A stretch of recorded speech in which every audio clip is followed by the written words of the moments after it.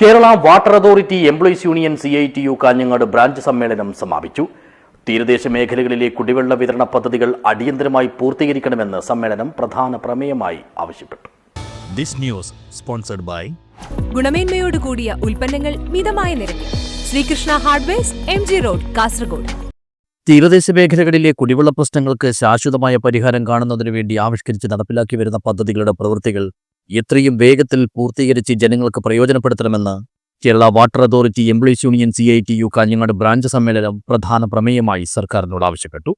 ഇതിനു പുറമെ ഫെബ്രുവരി 12 പൊതുപണിമുടക്ക് പിൻവലിക്കുക, പമ്പ് ഹൗസുകളിൽ അടിസ്ഥാന സൗകര്യം ഉറപ്പാക്കുക, Kanhangad sub division section office കെട്ടിടത്തിന്റെ ശോചനീയാവസ്ഥ പരിഹരിക്കുക, മടിക്കൈ കുടിവെള്ള പദ്ധതിയുടെ ഭാഗമായ മണക്കടവ് തടയണയ്ക്ക് കരഭിത്തി കെട്ടുക, മണക്കടവ് ഉൾപ്പെടെ എല്ലാ തടയണകളിലെയും ചെളിയും മണലും നീക്കം ചെയ്യുക, NPS പിൻവലിക്കുക, ശമ്പള പരിഷ്കരണം നടപ്പിലാക്കുക, വള്ളരിക്കൽ താലൂക്കിൽ സെക്ഷൻ ഓഫീസ് രൂപീകരിക്കുക തുടങ്ങിയ ആവശ്യങ്ങളും സമ്മേളനം മുന്നോട്ട് വെച്ചു.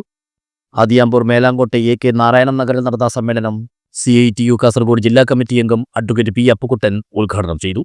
സമ്മേളനത്തിന്റെ ഭാഗമായിട്ട് ഇന്നലെ ശ്രദ്ധേയമായ ഒരു പരിപാടി നടന്നു. ഞങ്ങളുടെ ഓട്ടം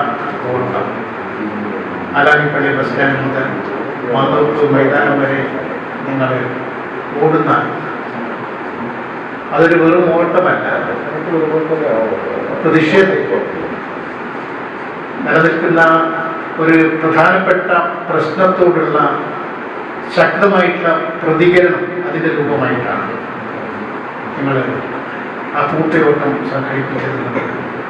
തീർച്ചയായിട്ടും തൊഴിലാളി പ്രസ്ഥാനത്തിന് ഉണ്ടാവേണ്ടുന്ന സാർവദേശീയ ബോധം ഉയർത്തിപ്പിടിക്കാൻ നിങ്ങളുടെ സംഘടനക്ക് കഴിഞ്ഞു എന്നുള്ളതാണ് തെളിയിക്കുന്നത്. ചടങ്ങിൽ ബ്രാഞ്ച് പ്രസിഡന്റ് RK സുധീഷ് അധ്യക്ഷനായി. രാജേഷ് രക്തസാക്ഷി പ്രമേയവും C. മനീഷ് കുമാർ അനുശോചന പ്രമേയവും, M. അജയൻ പ്രവർത്തന റിപ്പോർട്ടും, VM ബാബുരാജൻ വരവ് ചെലവ് കണക്കും, KV ഷറഫുദ്ദീൻ സംഘടനാ റിപ്പോർട്ടും അവതരിപ്പിച്ചു. E. Sudhakaran, K. Vinod, S. Govindaraj എന്നിവർ സംസാരിച്ചു. PV ശ്വേത സ്വാഗതവും PK പ്രദീപ് കുമാർ നന്ദിയും പറഞ്ഞു. A. രാജു പൊതുചർച്ചയ്ക്കുള്ള മറുപടി പറഞ്ഞു. News bureau, Kanhangad.